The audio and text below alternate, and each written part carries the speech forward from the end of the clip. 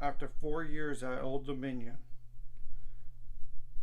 Tatsiana Sasnouskaya, Tatsiana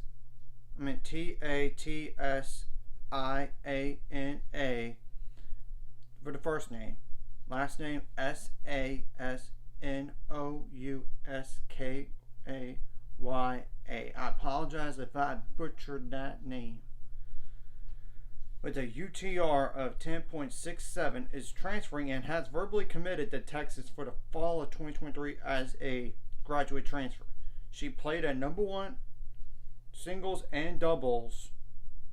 I mean, like in her career, 67-22 in singles, 72-21 in doubles. ITA high ranks are number 2 in doubles and number 20 in singles.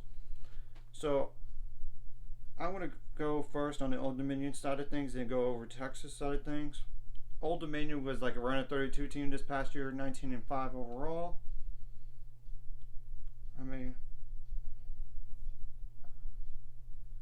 and I do know they have one recruit coming in, just the one, but they are going to have to add some players. I mean, they only have 4 players, potentially at worst.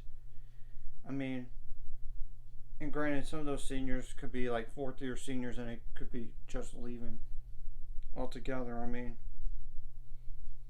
I definitely know they did lose another, like, one before this to somewhere else, I believe. Yep. Bahrain, yep. I think so, but I could be wrong. I mean, they could have other player, like 2 other 4th-year seniors could come back. I just know they lost. I mean, yeah, they for sure lose 3 players now. For sure 3, but at worst all 5. Yeah, they're gonna have to add some players. Not besides that one incoming. Now, for the Texas side of things, first of all, I know they only have one recruit coming in for the class of 2023. But I will say this, no offense to the player, a 3-star is not going to play at Texas. Sorry, it's the truth. I mean, in tennis, you want to be either a 4-star or 5-star, even if you're not ranked and you're from like foreign country, and if you're really good, that doesn't matter about that. And Texas this past year was 24-5, a down year, but it was not like a huge down year. I mean, they went to the Elite 8, and they did win back-to-back national titles. So prior, and it was hard. It's hard to just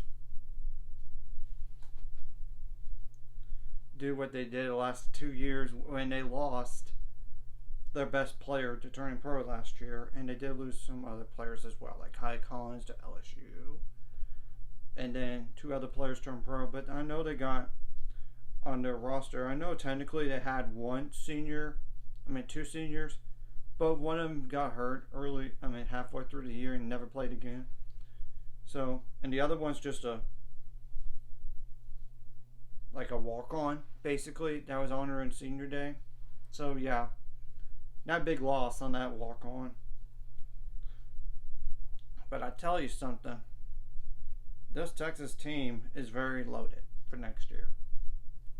And keep in mind too, Vivian Overruski from Texas, that was a sophomore this past year, she couldn't play due to injury. She redshirted.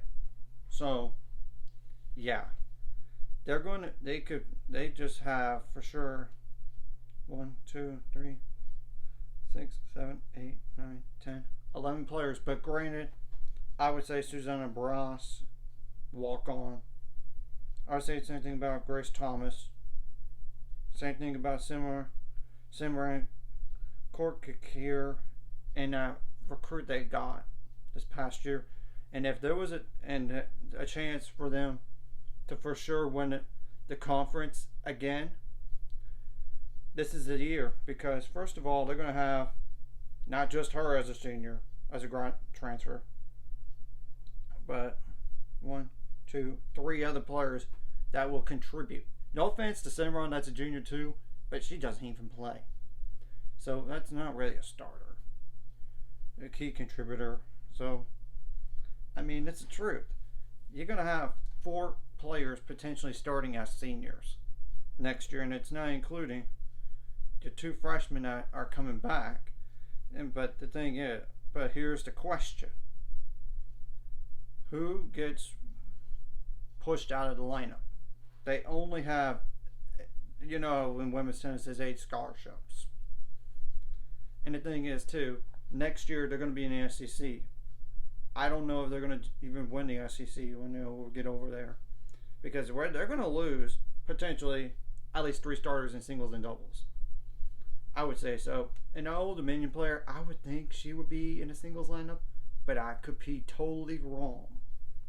I mean, I could be wrong on that. So they're going to lose a lot of experience, valuable experience at that, from back-to-back national titles, back-to-back Big 12, 3-time Big 12 champs. In 2021, they won it outright. So this is their year. And I think they could potentially get back to not just in the Elite Eight, but like a Final Four, or even a national title match, or even outright win it. Though it's going to be difficult with North Carolina, because North Carolina is going to bring back the top 7. I'm just saying that because when you consider all the players they have that are coming back to Texas next year, in terms of stars, your number 1 is going to return, or should return. Your number 6 could be back as well. So, I mean, your 5 was a freshman, 5/6, could come back as well. So, you're going to be just fine. I think it might. Who knows what the lineup is going to be, and we're going to have to see what the official roster is too. It's just me speculating on every player coming back, because you never know these days with the transfer portal, playing time, scholarship situation. I just know Texas had 1 scholarship available. They used it, because those walk-ons do not get they don't get scholarships usually. They pay themselves through. So I'm just telling the truth on that situation. But I will say this about Texas: no number 2 doubles was really good this past year.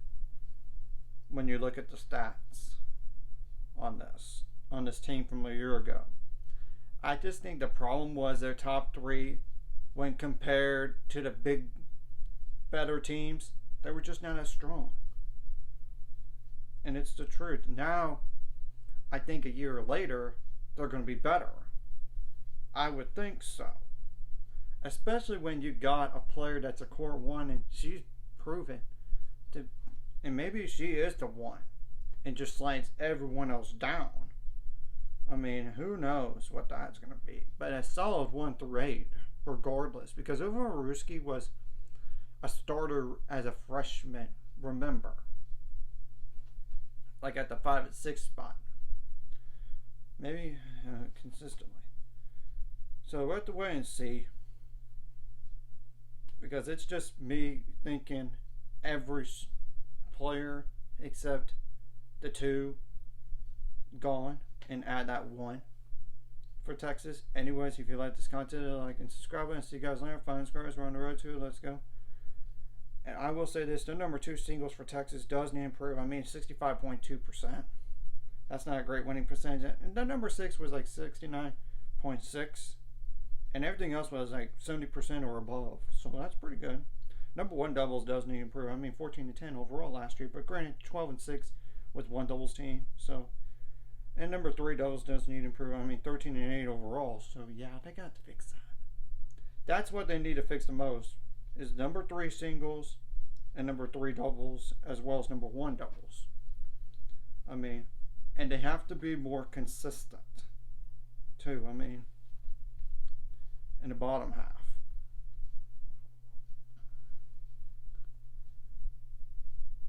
That's all. I'm just want to go over those numbers as well, just to give an idea how they did last year, besides the team results.